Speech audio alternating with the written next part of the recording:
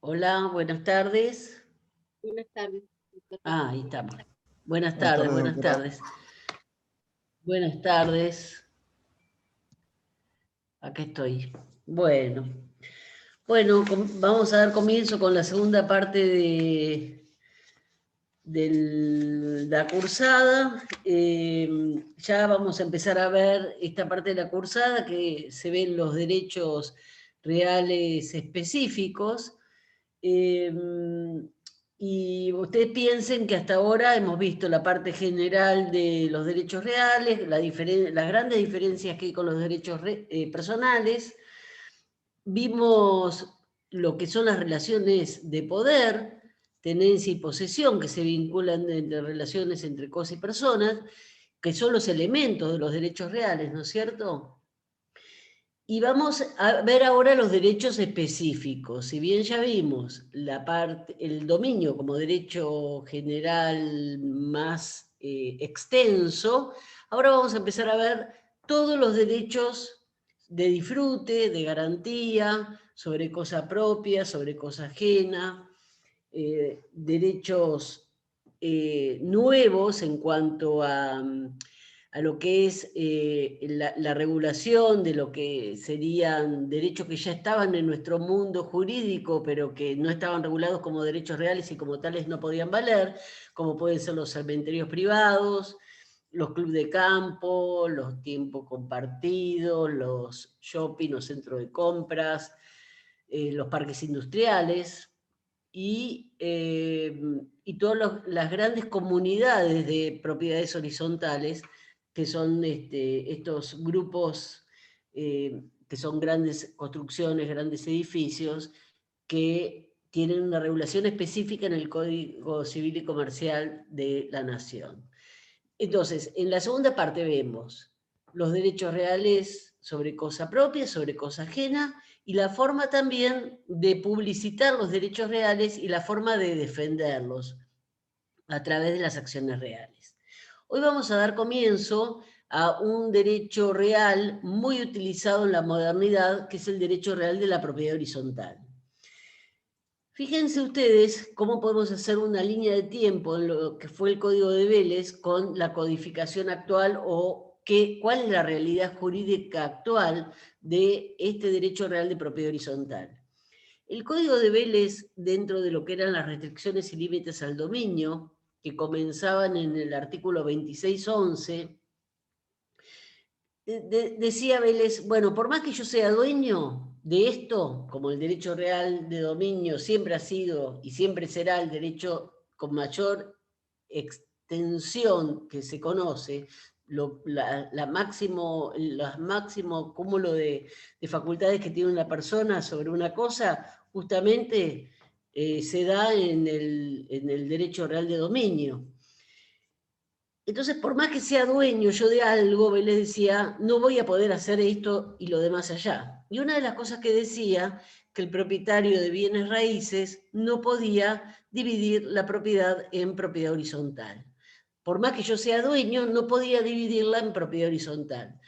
Quiere decir que lo que evitaba Vélez, justamente, era el cúmulo de derechos o facultades que tiene una persona sobre una cosa. ¿Para qué? Porque evitaba con esto que sobre una misma cosa hubiese demasiados derechos y así evitaba los pleitos. Por eso es el fundamento de la supresión de Vélez, de lo que es la enfiteus y la superficie, pese que el codificador actual del 2015 incorpora también este derecho real de superficie.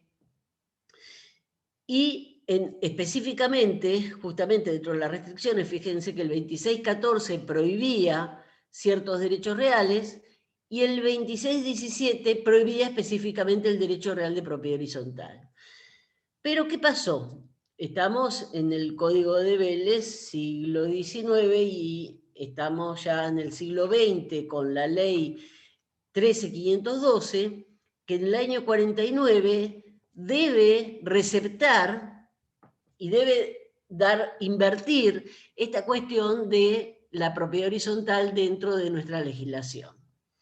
Por eso la 14394, perdón, la 13512 es una ley que recepta la propiedad horizontal en nuestra legislación. Fíjense, han pasado varios años desde la codificación de Vélez al codificador de 1949.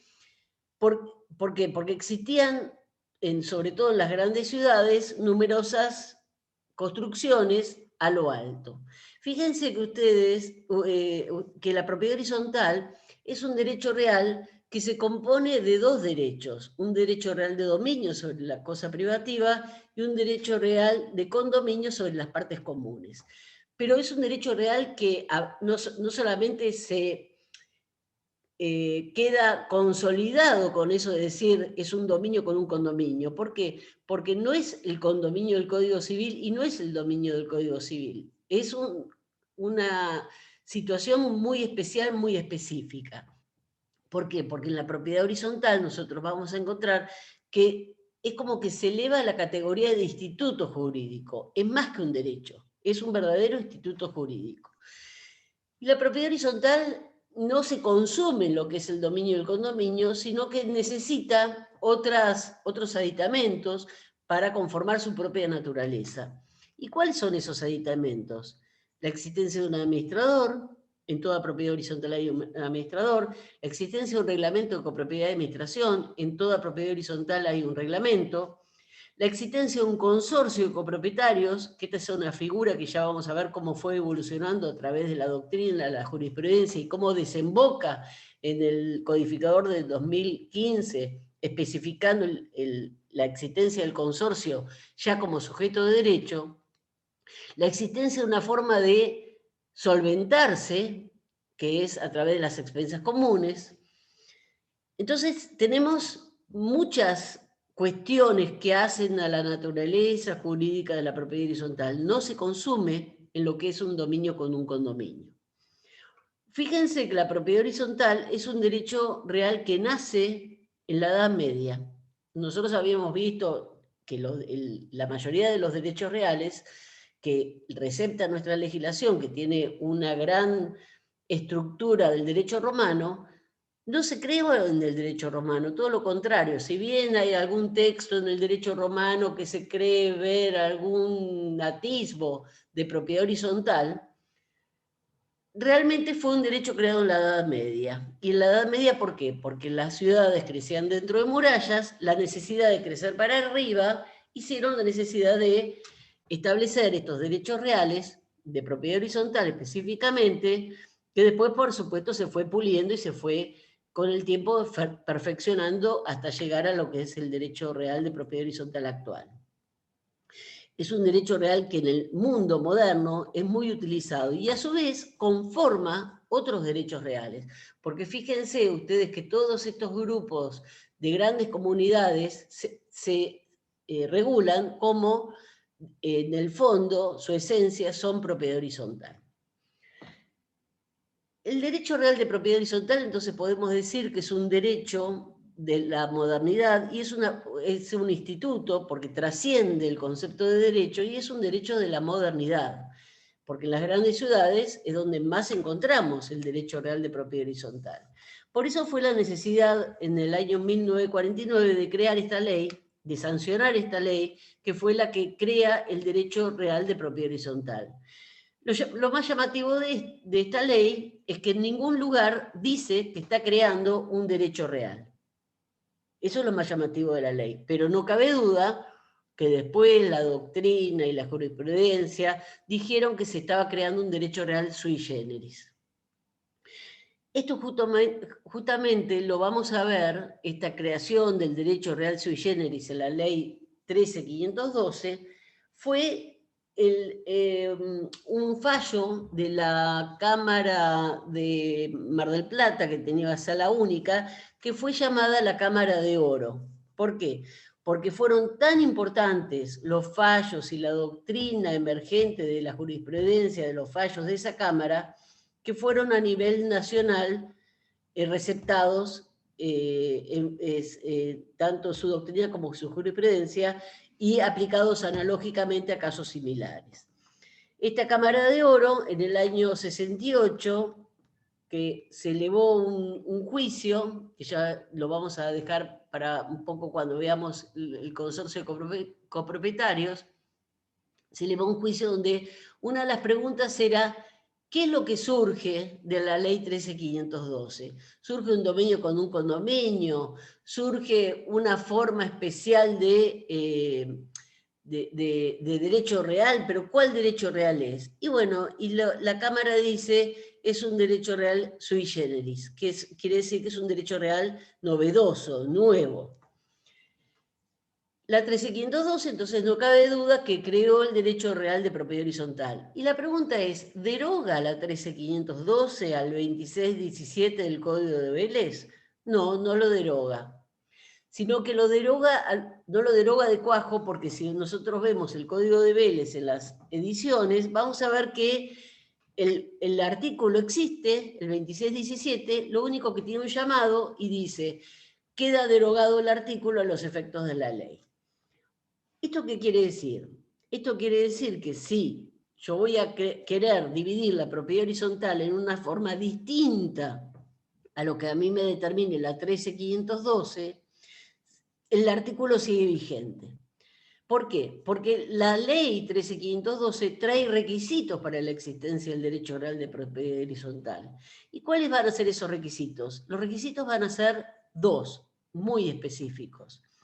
Uno va a ser que cada unidad funcional tenga salida a la vía pública. Y el segundo, que cada unidad funcional se autoabastezca.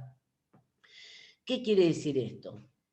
Y esto se sigue manteniendo hoy en estos requisitos de lo que es la existencia de la propiedad horizontal como derecho real. Que tenga salida a la vía pública. Si yo quiero salir de mi departamento, es lógico que tenga que salir a un pasillo común o a un palier común donde tenga que tomar un ascensor o tenga que bajar por una escalera o salir directamente a un pasillo que pueda salir a la vía pública. No tengo que pasar por la casa de mi vecino o de mi del otro vecino que tendría otra unidad funcional para poder acceder a la vía pública. Entonces, la salida debe ser independiente. Ese es el primer gran requisito de la existencia. El segundo requisito de la existencia de la propiedad horizontal es que cada unidad se baste a sí misma, se autoabastezca. Y este concepto del requisito de la autosatisfacción tiene mucho que ver y está muy concatenado con lo que es el destino de la propiedad horizontal. Nosotros vemos que el destino, vamos a ver que, como les dije hoy, les nombré, tiene que tener existencia la propiedad horizontal juntamente con algo que se llama reglamento o estatuto. En realidad, reglamento, y vamos a ver también la naturaleza jurídica, que va a ser aquel reglamento que va a regir la vida común de la propiedad horizontal. Y va a tener este reglamento ciertas normas llamadas estatutarias y normas reglamentarias. Les voy adelantando que la naturaleza jurídica del reglamento de copropiedad y de administración es, la naturaleza jurídica del reglamento de copropiedad y administración es un contrato. Esa es la naturaleza jurídica del reglamento. Este reglamento tiene normas estatutarias y normas reglamentarias. ¿Qué significa esto? Significa que va a tener normas que hacen a la propia naturaleza del derecho real de propiedad horizontal y normas que hacen a la vida consorcial o a la vida del determinado consorcio de propiedad y administración, que va a ser las normas llamadas reglamentarias. Las normas estatutarias hacen a la esencia y son las normas que no pueden faltar. Como les dije hoy, no puede faltar la existencia misma del reglamento, no puede faltar la existencia de la conservación de la cosa a través de las expensas comunes, la existencia del administrador. Y justamente una de las cosas que va a determinar el reglamento de copropiedad y administración es el destino de las unidades funcionales. ese destino de las unidades funcionales va a estar concatenado a este principio, a este requisito que va a tener con la autosatisfacción de la unidad funcional. Quiere decir que si yo le doy destino a un edificio de unidades funcionales, donde digo que esas unidades funcionales van a ser destinadas a vivienda, yo no puedo hacerlos compartir el baño y la cocina, porque no serían destinados a unidades funcionales. Ahora, para destinarlos a vivienda. Ahora, si yo digo que ese edificio de unidades funcionales va a estar destinado a oficinas, tal vez esas oficinas pueden tener en un piso, o consultorios médicos, o consultorios de fonoaudiólogos, o lo que quieran, tal vez pueden tener un office y un baño común. ¿Por qué? Porque cada unidad funcional se puede autoabastecer siendo un consultorio médico y no teniendo necesidad de tener baño y cocina. ¿Por qué? Porque el reglamento me dice que las unidades funcionales van a estar destinadas a tal destino. Entonces, ese destino va a estar como configurando lo que va a ser el poder autoabastecerse la unidad funcional en sí misma. Si se puede utilizar esa unidad en relación al destino que le da el reglamento. ¿Está claro esto? ¿Está claro? ¿Me Profe, escuchan? Sí. profe, ¿todas las unidades tienen que tener el mismo Me destino escucho. o se pueden combinar? Se pueden combinar, Ah, sí. bien. Hay muchos edificios, sobre todo en Mar del Plata, que lo mismo de tener locales. Galería abajo, el primer piso oficinas y del segundo al décimo unidades funcionales, por ejemplo. Pero tiene que estar en esas unidades funcionales determinado el destino del reglamento. Mismo ustedes Bien. conocerán edificios, Gracias, sobre profe. todo en la zona céntrica, que tienen locales. Y esos locales son unidades funcionales, normalmente. ¿Sí?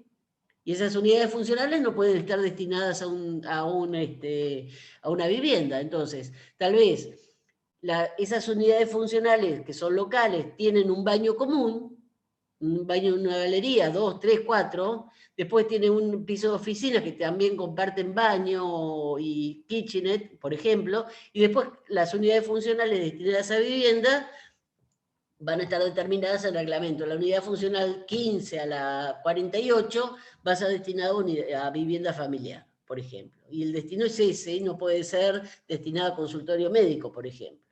O te lo dice específicamente el reglamento, te dice prohibido otro destino. ¿Sí? ¿Está?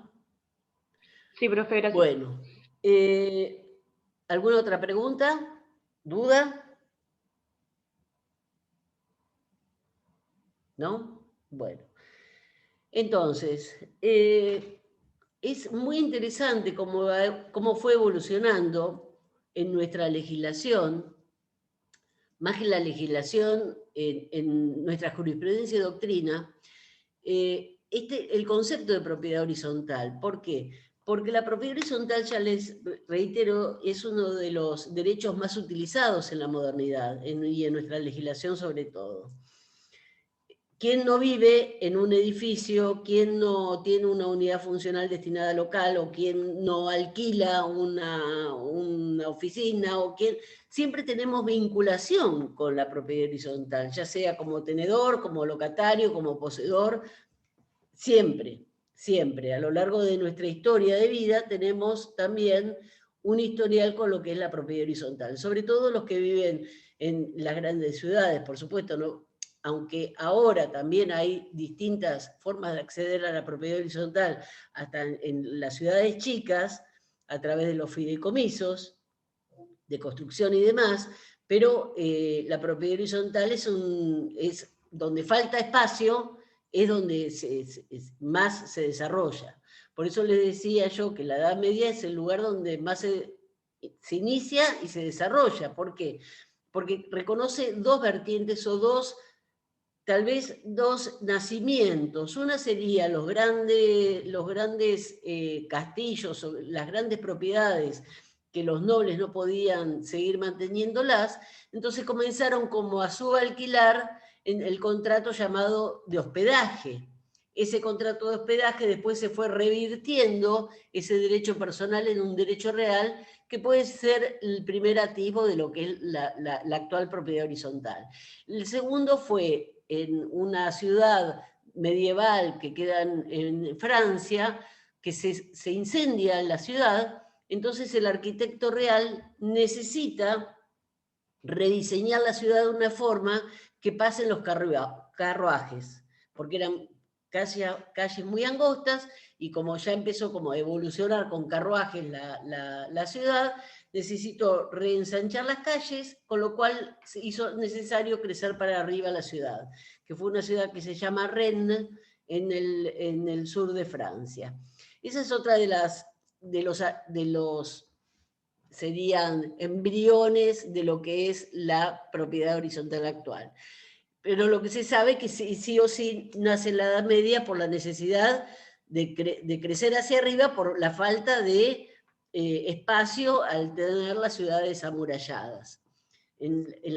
Vélez lo que hizo fue, no, si a nosotros nos sobra el territorio, ¿para qué vamos a hacer el crecimiento para arriba? Incluso la enfiteus y la superficie fueron justamente vedados en nuestra legislación por esta cuestión. Entonces Vélez directamente dijo, no, la propiedad horizontal no la vamos a prohibir directamente. Se incorpora con la 13512, porque ustedes saben que el Código de Vélez decía en el 2502 que los derechos reales solamente pueden ser creados por ley. Entonces, la 13512 viene a crear, aunque no lo dice, el derecho real de propiedad horizontal. Quiere decir que es una ley complementaria al Código Civil.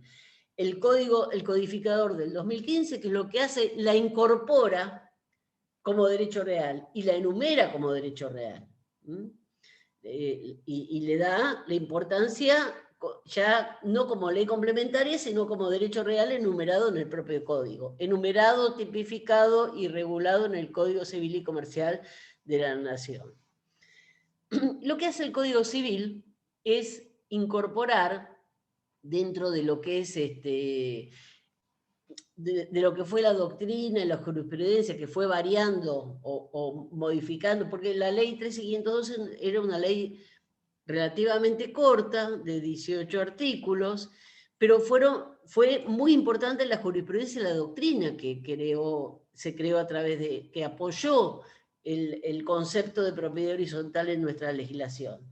A tal punto que una de las cuestiones, la figura del administrador, se preguntaban qué es el administrador, el representante de los consorcistas, es un mandatario. Bueno, lo que hace la ley 13512, no decir que, si bien crea la figura del administrador como elemento inescindible y inescutable de lo que es la propiedad horizontal, la codificación del 2015 lo que hace es incorporar la figura del administrador como ¿qué? Como mandatario. Saca toda duda y dice, el administrador es un mandatario. Otra de las dudas que va a sacar la ley la incorporación de la propiedad horizontal como derecho real en el Código del 2015, otra de las grandes controversias que hubo fue la existencia del consorcio de copropietarios. Entonces tengo la figura del administrador como representante de los consorcistas, que jurídicamente hablando es un mandatario.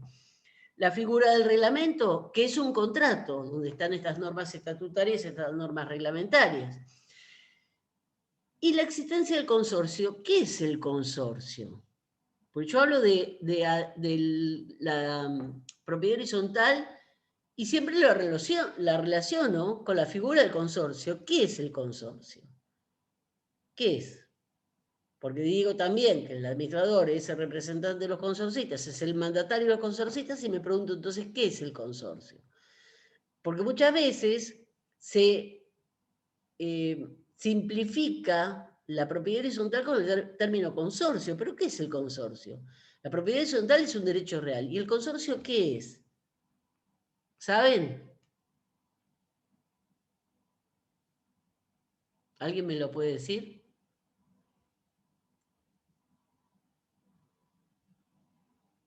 ¿Nadie? Bueno, el consorcio de propietarios, ¿a ustedes qué les parece que es? La unión de los titulares del dominio. La unión de los titulares de dominio. Quiere decir que cada unidad funcional va a tener un titular, ¿sí? Por eso es tan importante decir que esta cuestión que se arma de un dominio con un condominio, me tengo que dar cuenta que la unidad funcional va a tener un dueño, va a tener un domino. Esta relación que yo tengo con la propiedad horizontal, con mi unidad funcional, va a ser de dominio. Un dominio específico, porque va a estar sometido al sistema de la propiedad horizontal, pero yo voy a ser dueña. Y la unión de todos los que viven juntos es el consorcio de copropietarios. Y acá sí vamos a detenernos un poco en la evolución del concepto consorcio de copropietarios.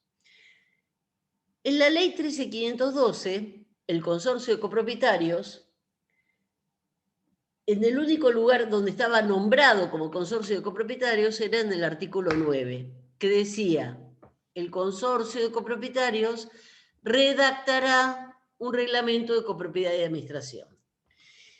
Esta cuestión de decir el consorcio de copropietarios redactará un reglamento de propiedad y administración, justamente hizo que se debatiera una cuestión durante 30 años. Y esta cuestión que duró 30 años en la doctrina y en la jurisprudencia, estuvo centrada en lo que es la naturaleza jurídica del consorcio de copropietarios. Cuando yo hablo de la naturaleza jurídica del consorcio de copropietarios, me pregunto qué es el consorcio, para, jurídicamente hablando, para ver qué normas le aplico. Si yo digo que el consorcio de copropietarios no es nada más que la unión de los que viven juntos, quiere decir que todas las cuestiones que se deliberan en un consorcio de copropietarios a los fines de resolver las cuestiones atinentes a la propiedad horizontal son asumidas por cada copropietario en forma particular. Cuando yo hablo de el consorcio, estoy hablando de un ente. ¿Este ente es persona jurídica o no?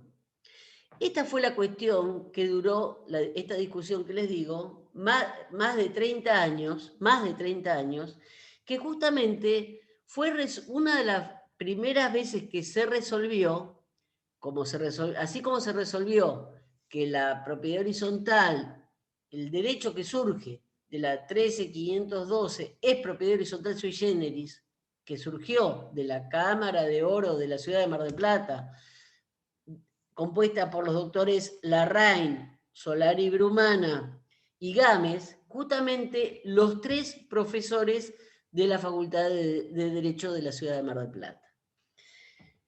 Ellos dijeron, hay una propiedad horizontal, un nuevo derecho real sui generis. ¿Y qué pasa con el consorcio, con esta unión de los que viven juntos? Fíjense que fue un tema resuelto en Cámara. ¿Por qué? Porque un consorcio se había presentado a un concurso. Y en ese momento, según la ley de concursal, si es sujeto de derecho, podía presentarse al concurso, y si no es sujeto de derecho, no podía presentarse al concurso. Entonces llega a la Cámara. La Cámara dice, es sujeto de derecho. ¿Cuáles son los atributos de la personalidad para erigir a un determinado ente en sujeto de derecho? Y esto es Civil 1. ¿Quién me lo dice? ¿Qué necesita un determinado ente para decir que es sujeto de derecho? Esto es Civil 1. A ver quién me lo puede decir. ¿Cuáles son los atributos de la personalidad?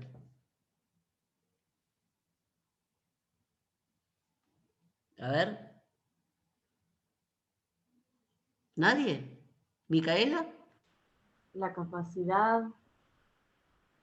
A ver, ¿qué me lo dijo? Micaela, hay dos Micaelas, Cataña y Werner. No, Micaela Cataña, a ver, la capacidad, bien. ¿Qué es la capacidad? eh, es la actitud que tienen las personas, tanto físicas, bueno, estamos hablando de personas físicas para ejercer sus derechos. No. Sí, primero y principal tenemos que dividir lo que son personas físicas a personas jurídicas. Sí. ¿Cuál es el atributo de la personalidad en común de las personas físicas y jurídicas? La capacidad es, ¿sí? La capacidad es. Después tenemos que distinguir la capacidad de hecho y de derecho.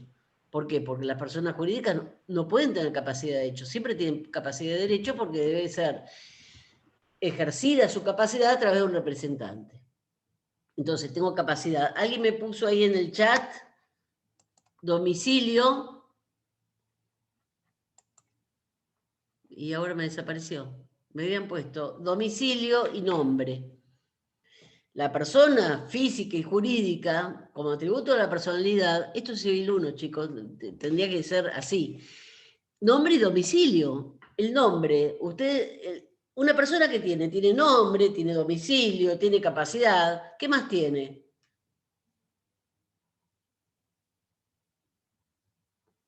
¿Qué patrimonio. más tiene?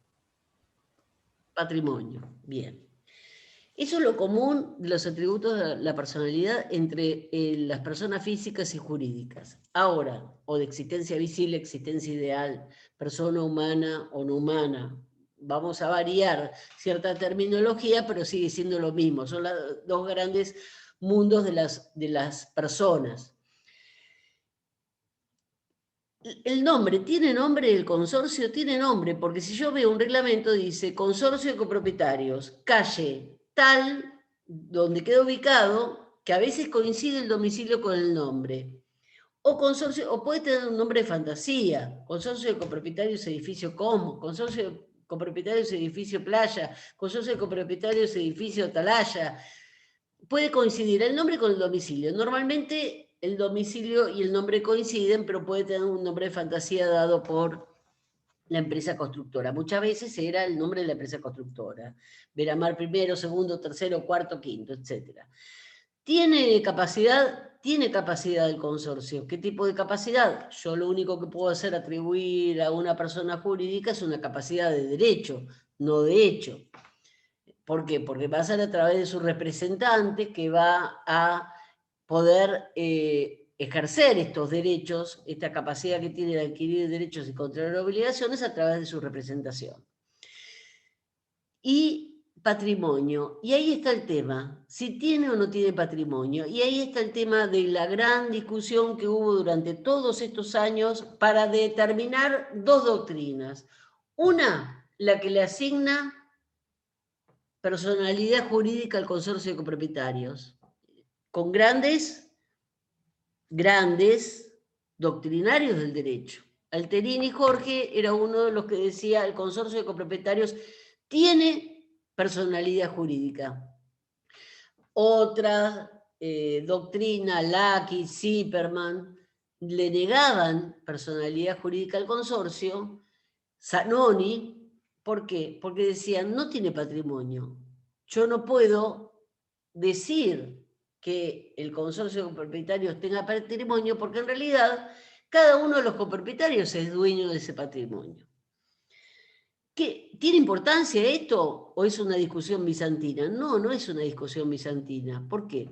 Porque yo cada vez que tengo una persona jurídica que va a responder sobre una determinada obligación, voy a tener lo que se llama el beneficio de la excusión. Voy a tener que discutir el patrimonio de la persona jurídica para luego poder atentar contra el patrimonio jurídico de cada uno de los integrantes. Piense que si yo digo es persona jurídica, estoy diciendo que hay un sujeto de derecho interpuesto entre los consorcistas y aquellos acreedores o deudores terceros que hayan pactado, hayan contratado o el consorcio haya adquirido derechos o contraído obligaciones.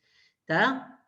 Entonces, fíjense, no es lo mismo decir directamente los consorcistas adquieren derechos o contraen obligaciones contra los terceros, que decir tengo un consorcio en el medio que es el que va a responder y recién ahí poder ir contra cada uno de los consorcistas. Esta discusión tardó años, hasta que el codificador del 2015 recepta la teoría que dice que el consorcio de copropietarios es sujeto de derecho. Y esto, que decir que eso no es muy importante también para los que decían que no es sujeto de derecho, no porque decían no es sujeto de derecho porque no tiene que ser sujeto de derecho. Decían, tiene que ser sujeto de derecho, pero lo único que puede decir que es sujeto de derecho es la ley. Para que un ente sea erigido en persona jurídica, es la ley la que lo debe decir y lo debe de determinar. Fíjense esta cuestión tan importante de decir, bueno, un consorcio de copropietarios se adquiere derechos, contrae obligaciones, se hace responsable de sus deliberaciones, se hace responsable de los daños ocasionados a terceros, se hace responsable de un montón de cuestiones. Esta Cámara de Oro que les dije yo determina que el consorcio de copropietarios es sujeto de derecho, pero tiene un voto en contra, que fue el del doctor Larraín, que dijo, ojo, no confundamos personalidad jurídica que no la tiene a personería jurídica que sí la tiene. La personería jurídica es la representación del conjunto y eso sí lo tiene. Por eso el consorcio puede ser demandado y para ser demandado no necesita que se demanden a los 40 consorcistas que puede llegar a haber en una propiedad horizontal. Es suficiente que se demande al administrador que va a ser el representante del consorcio en un determinado juicio, en una determinada autoridad administrativa, etcétera, etcétera. Entonces, repasando un poco, tengo dentro de lo que es la propiedad horizontal, es un derecho real nuevo en cuanto a los siglos que puede llegar a existir un derecho real, como puede ser el dominio. No, es un derecho real de la modernidad, es un derecho real más nuevo, es un derecho real utilizado en el mundo entero por la falta de espacio. Y después vamos a tener las distintas variables, los distintos emprendimientos que hay relacionados con la propiedad horizontal. Pero lo importante es esta evolución, de decir, en nuestra legislación, ¿cómo fue? En nuestra legislación primero fue vedado por el Código de Vélez en el 2617, luego fue admitido en el año 49 por la 13512, que no establecía que se creaba un derecho real de propiedad horizontal, sino que surgió que había un derecho real sui generis en esa legislación, para luego ser receptado en el codificador del 2015 como derecho real, enumerado como derecho real, tipificado como derecho real y regulado en varios artículos donde especifica estas cuestiones que fueron como doctrinariamente y jurisprudencialmente variando y se fueron formando para caer en lo que es la codificación actual, en decir que el administrador es mandatario, los consorcistas, para decir que el consorcio de copropietarios es sujeto de derecho, para decir que el reglamento es un contrato que tiene ciertas especificaciones y ciertas normas que son estatutarias y reglamentarias, y para decir que la forma de solventarse la propiedad horizontal va a ser a través de las expensas comunes. Que estas expensas comunes no son las que forman el patrimonio del consorcio. ¿Por qué? Porque esta era como el talón de Aquiles de la doctrina que decía que el consorcio de copropietarios era sujeto de derecho. Decía, tiene patrimonio. Los que decían que no era sujeto de derecho decían no porque no tiene patrimonio y no porque la ley no dice en ningún lado que el consorcio sea sujeto de derecho. En cambio, los que decían que sí, veían al patrimonio, veían no a las expensas, sino que veían al crédito por cobro de expensas comunes, ahí veían el patrimonio del consorcio, no en las partes comunes. ¿Por qué? Las partes comunes son partes inescindibles, inseparables de lo que es la unidad funcional. Ustedes fíjense que es un derecho real que se arma de dominio y condominio, dominio sobre la unidad funcional y con dominio sobre una parte que va a ser un porcentual que esa unidad funcional tiene sobre las partes comunes. Y es inescindible y es hasta inembargable. ¿Por qué? Porque si no, si un consorcio tiene una deuda, ¿qué podría hacer? Se podría llegar a embargar un ascensor, como ha pasado en términos judiciales, en diversos juicios donde se ha tenido que plantar el administrador y decir, no, el señor juez, el ascensor no es embargable porque no es patrimonio del consorcio. Hace a lo que es el funcionamiento del propio consorcio imposible que yo me pueda cobrar una deuda, una parte inescindible, inseparable de lo que es una unidad funcional. El consorcio de copropietarios, entonces, ahora está receptado en esta nueva regulación legal que es sujeto de derecho, no cabe duda. Y lo que vamos a encontrar es otra figura que se llama Consejo de Copropietarios, que va a ser una figura que va a aparecer en lo que es la nueva legislación, el nuevo código, que tampoco estaba en la ley 13.512, este Consejo de Copropietarios. El Consejo de Copropietarios, que no lo confunda con consorcio. ¿Por qué? Porque va a ser un grupo de personas dentro del consorcio que van a realizar una tarea conjunta con el administrador de fiscalización o de protección a los consorcistas con respecto a la figura del administrador. Es más, antes el administrador, una vez que era nombrado, para removerlo había que hacer, si no se podía remover por mayoría, había que hacerle hasta un juicio de remoción de administrador. Hoy en día, la propia ley determina que esta cuestión va a ser muy ágil, este mandato va a durar 1 año. Pero ¿qué es lo que pasa con los reglamentos viejos? Porque la ley es del 2015 y hay un montón de edificios sometidos al régimen de propiedad horizontal previos al 2015, donde se tiene que readecuar estas cuestiones a la nueva legislación. Y esta es una de ellas. El reglamento de copropiedad de administración entonces tiene estas normas estatutarias y normas reglamentarias. Si yo hago un reglamento a partir del 2015, voy a decir si va a haber un consejo de administración y cómo va a ser. Antes del 2015, esta figura era una figura denominada de usos y costumbres. Se empezó a utilizar en los reglamentos un poco más modernos, pero en los reglamentos más antiguos no existía la figura del consejo. Pero se empezaron a unir 2 o 3 personas que hacían a la vida consorcial y decían, bueno, vamos a ponernos como consejo para hacer como el nexo entre el consorcio, los demás consorcistas y el administrador. Y esto se hacía en lo que se llama un libro de actas, porque lo importante es que uno de los libros que debe llevar el administrador es el libro de actas de asamblea. Entonces, en estos libros de actas de asamblea tal vez se nombraba unas personas como consejo y no estaba en el reglamento, pero sí estaba en el libro de actas que se hacía como parte anexa a ese reglamento y la existencia era totalmente válida. Actualmente, el Consejo de Administración es una figura que aparece en el reglamento de copropiedad de administración, pero puede haber algún consorcio de copropietarios que se niegue a tener esta figura porque no le conviene, porque los consorcistas no quieren comprometerse, porque también tenemos que ver que si un consorcista integra un consejo de administración para realizar tareas de fiscalización y las tiene estipuladas en el reglamento, puede llevar, se entiende que es una coadministración.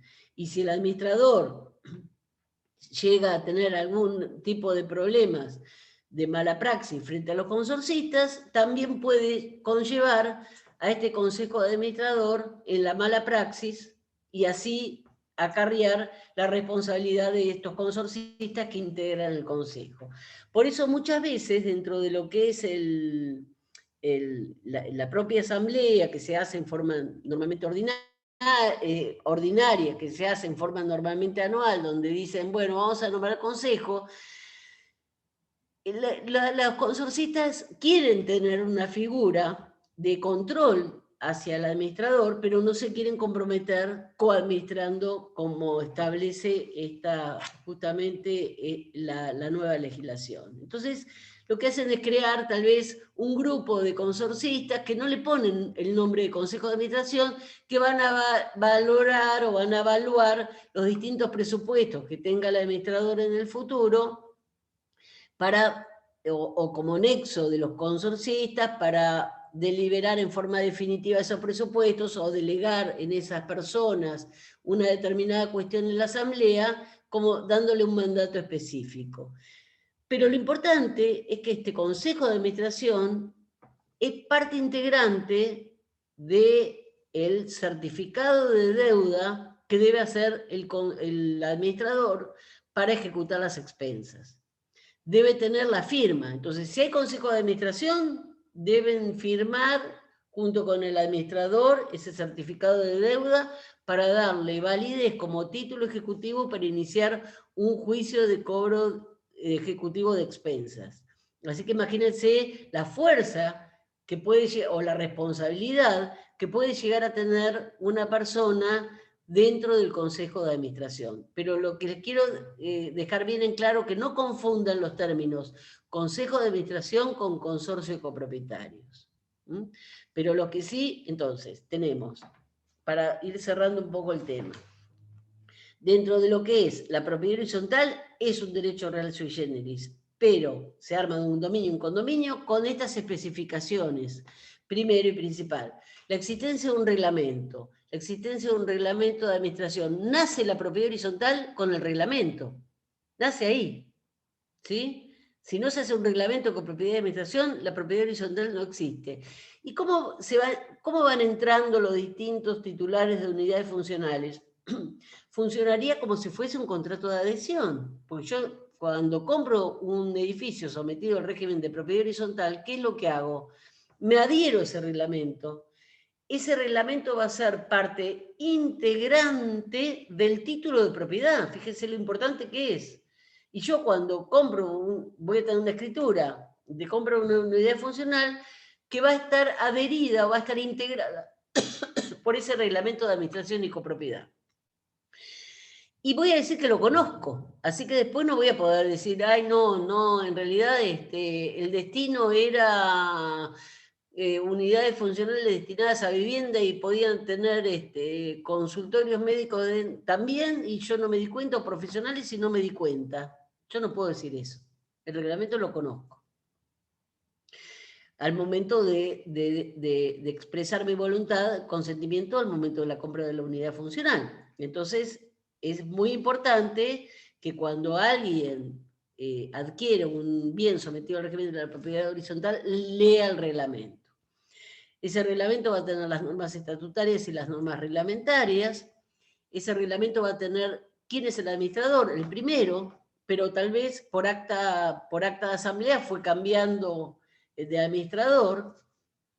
Entonces hay que ver con ese libro de actas quién es el administrador, que es una figura ineludible. Por más que yo tenga un bien que sean 2 unidades funcionales, nada más, como hay numerosas propiedades en la ciudad de casas adosadas que están sometidas al régimen de la propiedad horizontal, por más que tenga 2, una casa abajo y una arriba, y tenga pocas cuestiones en común, pero sin embargo voy a tener un administrador porque está sometido al régimen de la propiedad horizontal. El que diga, no, pero en realidad somos 2 unidades funcionales y no hay administrador, eso es mentira.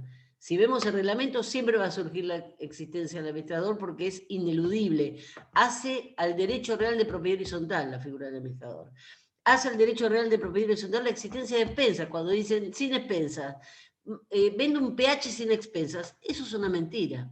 PH es propiedad horizontal. PH. es propiedad horizontal, es sometido al sistema. Sin expensas no existe, porque aunque sea una luz de pasillo, va a tener un gasto común, ¿sí? La tercera cuestión entonces es la figura del administrador como mandatario. Este administrador también tiene atribuciones y tiene facultades, pero el administrador puede llegar a ser un tercero o puede llegar a ser alguno de los consorcistas, ya sea en forma individual o conjunta. Y lo que va a hacer el administrador es administrar ¿qué? Las cosas comunes. Va a administrar el edificio, pero lo que está sometido a la administración es la parte común. ¿Por qué? Porque la unidad funcional va a estar administrada por el propio dueño, el propio titular de la unidad funcional que se trate. Porque puede ser tanto un régimen de propiedad horizontal, 2 unidades funcionales, como las torres de Peli, que van a ser 3 torres, y van a estar sometidas al mismo sistema que 2 unidades funcionales. Siempre la propiedad horizontal es el mismo derecho, no importa cuántas unidades funcionales tenga. Otra de las cuestiones importantes de la propiedad horizontal es cómo se llega. ¿Cómo puedo llegar a la propiedad horizontal? Y acá tengo 2 caminos, o por el fideicomiso o por la prehorizontalidad. Que este tema justamente lo vamos a ver en la próxima clase. Luego tengo la forma de conservar las cosas común, la parte común, que va a ser justamente el administrador, el encargado de receptar el cobro de las expensas comunes, que va a ser, esto es un crédito, porque las expensas en realidad son gastos. El que cobra expensas, que va a ser el administrador, que son comunes porque hacen a las partes comunes, en realidad son los gastos que tuvo la cosa común, que pueden ser gastos de portería, de electricidad de pasillos comunes, de los ascensores, de seguro del edificio. Hay cosas que el administrador debe hacer y debe velar por el cumplimiento, que lo establece en forma específica, no solamente el reglamento de copropiedad de administración, que va a ser un poco más específico a su vez, sino el propio codificador del 2015, que establece todas las facultades y las atribuciones que tiene el administrador. Después tengo entonces la figura del consorcio, que es sujeto de derecho, y que va a ser todos los que viven, la unidad de los que viven juntos va a determinar el consorcio, pero es una figura distinta. Y fue muy importante para determinar esta cuestión de ir para un lado o para el otro, de decir es sujeto de derecho o no. En el año 98, en Mar del Plata, justamente también surgió del Colegio de Abogados de Mar del Plata, del Instituto de Derecho Procesal, una consulta al registro de la propiedad inmueble de la provincia de Buenos Aires, y se pidió un dictamen. ¿Por qué? Porque pasaba mucho que por el cobro ejecutivo de expensas comunes se remataban departamentos donde el propio consorcio, ¿qué hacía? Se quedaba con la unidad funcional compensando la deuda, ya sea de cochera, de departamentos y demás. Entonces, si yo negaba que la propiedad horizontal, que el consorcio fuese sujeto de derecho, al compensar la deuda se debía inscribir esa unidad funcional que se remataba en cabeza de cada uno de los consorcistas, porque se negaba que hubiese un sujeto de derecho distinto. En cambio, si se receptaba la teoría que era un sujeto de derecho distinto cada uno de los consorcistas, ¿qué es lo que se hacía? Se inscribía la titularidad en el registro de la propiedad inmueble a nombre de ese sujeto de derecho, que era consorcio de copropietarios, edificio, vamos a poner 9 de julio 3050. Fíjense la diferencia que hay práctica en determinar si era o no sujeto de derecho. Y justamente el dictamen del Colegio del Registro de la Propiedad Inmueble de La Plata fue que era sujeto de derecho. Si bien es provincial este dictamen, muchas provincias receptaron la misma doctrina y así también lo establecieron. Pero hoy no cabe duda que el consorcio de copropietarios es sujeto de derecho porque lo dice la ley, lo dice el Código Civil y Comercial de la Nación. Entonces, esa duda está completamente ya superada. La otra figura entonces que aparece es el Consejo de Copropietarios, como figura que puede estar o no, pero sí aparece como nombre, cosa que en la ley 13.512 no estaba, y que va a ser el contralor de las tareas del administrador. Bueno, ¿alguna pregunta? Si ya vamos terminando la clase, ¿alguna duda que haya quedado de los temas que hemos dado? Sí, para variar el destino, cuando A no ver. esté prohibido en el reglamento, ¿tengo que pedir autorización? Para modificar el destino tenés que tener una asamblea donde se delibere y esa asamblea va a tener que ser unánime. Vas a tener que convocar Unánime. asamblea extraordinaria para decir voy a variar el destino de estas unidades funcionales, va a tener que ser unánime. Porque eso es un derecho, una cláusula estatutaria que hace a la vida consorcial de un determinado edificio. Claro, gracias.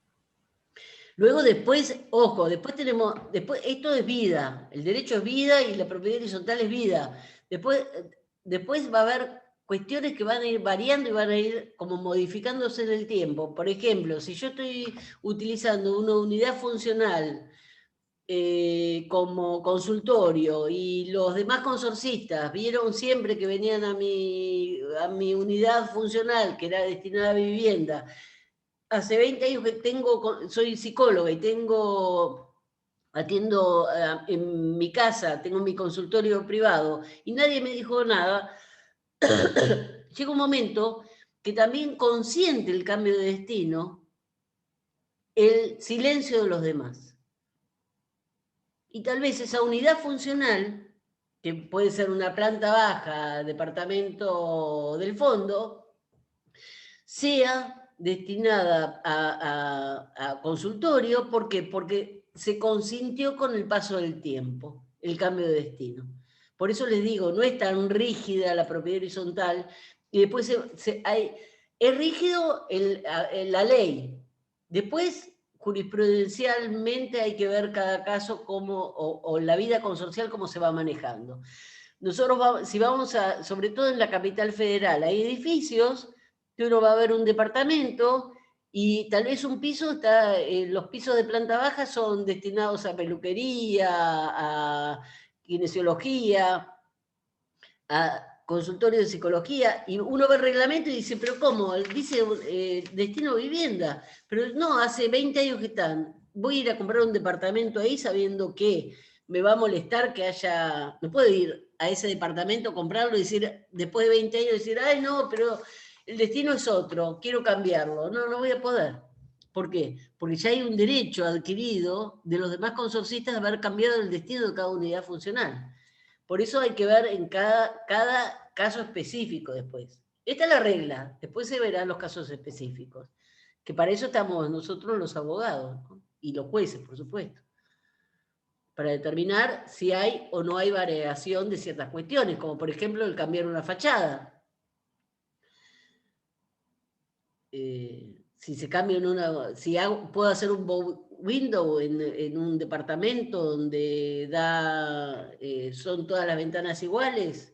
Bueno, después hay casos específicos que, bueno, si es un bow window, hay un caso jurisprudencial que dice si es un bow window que da a un jardín, un caso específico, a un patio interno, ¿le molesta a alguien que se haya cambiado ese destino y hace muchos años que está? No. Entonces, bueno, ese fue un fallo de Mariana y de Vidal. Dice que los propios consorcistas la dejaron hacer un bow window en un patio interno y después se molestaron y dijeron, vamos a cambiar, no nos gusta o queremos que vuelva a su estado anterior, y el fallo fue, si no le molesta a nadie, y lo vieron, consintieron, porque la obra la hizo y nadie le dijo nada.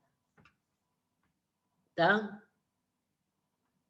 Por eso les digo, hay casos muy específicos después que hay que ir regulándolo, depende de la vida consorcial de cada departamento. ¿Alguien me quiere hacer otra pregunta? Sí, profe, yo. A ver. A mí no me quedó Te claro escucho. qué conforma ¿Quién? entonces el patrimonio del consorcio. ¿Cómo? Que no me quedó claro entonces qué ¿Qué lo conforma conforma? el patrimonio, claro, del consorcio.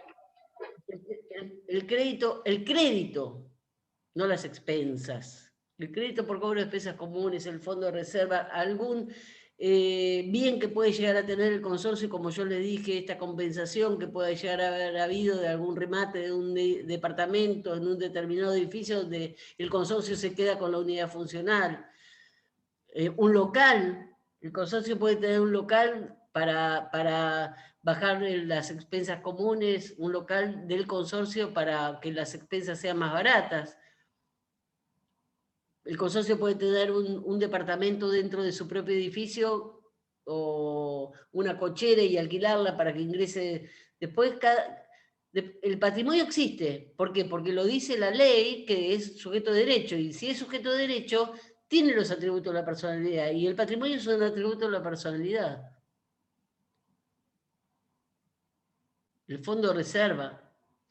Bien, profe, gracias. Es como el patrimonio de cualquier sociedad. Bien. No las partes comunes. Sí.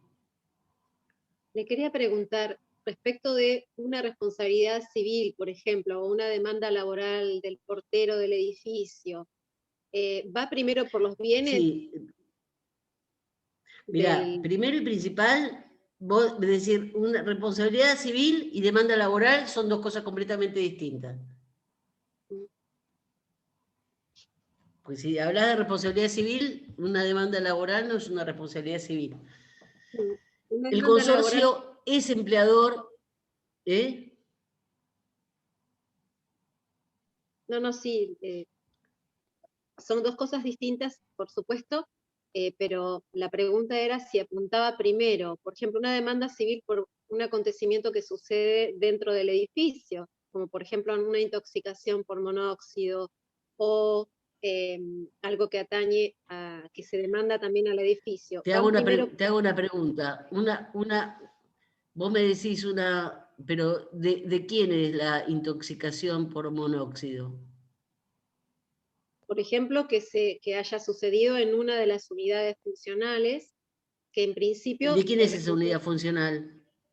Por ejemplo, un departamento. Por eso, si vos tenés, el que tiene el deber de vigilancia, ¿quién es? El dueño de la unidad funcional. Si vos tenés un artefacto en mal estado, esa responsabilidad en principio es del titular de la unidad funcional. Ahora, si el consorcio decide hacer una obra, delibera en asamblea, hace una obra de pintura en la fachada del edificio y se cae algo o ha pasado en Mar del Plata, lamentablemente hay muy poco mantenimiento de los edificios, de las fachadas de los edificios. Ha muerto este verano, murió, no, este o el pasado, ahora no me acuerdo, que murió una mujer en la calle Colón, que iba con los hijos y se cayó un pedazo de mampostería, murió. Es el consorcio.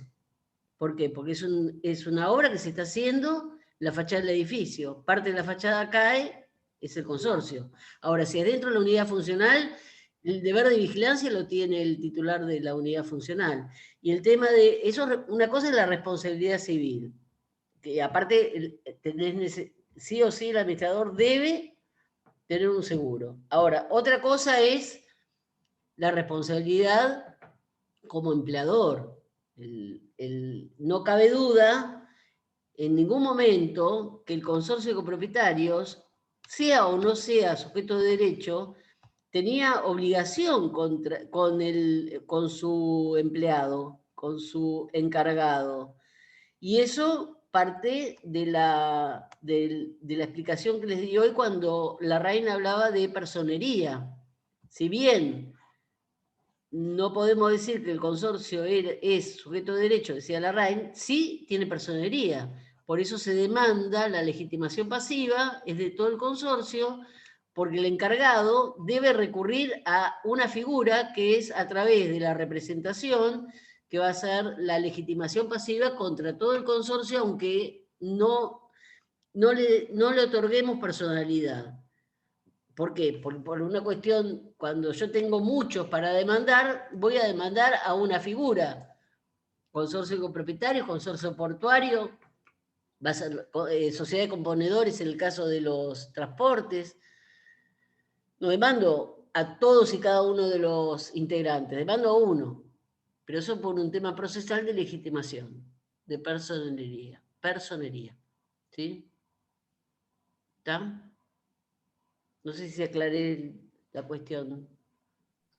Sí, mi duda era si respondía primero con los bienes del consorcio y después solidariamente eran responsables también los copropietarios, ¿o no es así? Bueno, esa es otra pregunta. Primero me preguntaste responsabilidad laboral y civil. Fuimos por ese lado. Ahora, ¿cómo responde? Les dije hoy que el beneficio de exclusión tiene. Tiene el beneficio de exclusión, como toda sociedad. Como toda sociedad. Primero se discute el patrimonio societario para luego poder ir contra cada uno de los consorcistas. Y cómo este tema, justamente Alterini y Jorge, que era el que decía que el consorcio es sujeto de derecho antes del 2015, justamente es uno de los que más incidió para volcar que el consorcio era sujeto de derecho, que él decía que se participaba en el consorcio como todas las sociedades, según su cuota parte. Según su cuota parte. Yo tengo una unidad funcional que representa un 20%, bueno, mi responsabilidad ante todo el consorcio es esa porción. Eso decía antes para darle una solución a estos casos de discusión de los consorcistas cuando no tenía el consorcio patrimonio o no era suficiente. ¿Está? ¿Está claro? Sí, gracias. Bien. Bueno, nos veremos la clase próxima entonces. No sé si hay clase el lunes, sí. El feriado se suspendió, no sé. ¿verdad? Bueno. Debería Me haber. habían dicho que se había... Por eso, porque me habían dicho que el lunes puente, que era el lunes que viene, se había suspendido. Me imagino que se suspendió para la facultad también. Se suspendió, claro, que va a haber clase. Así que en principio nos encontramos el lunes, ¿sí? Bueno, gracias. Bueno, muy bien. Gracias. Hasta luego, entonces. Buenas noches. Adiós. Adiós, adiós. Buenas noches. Hasta luego.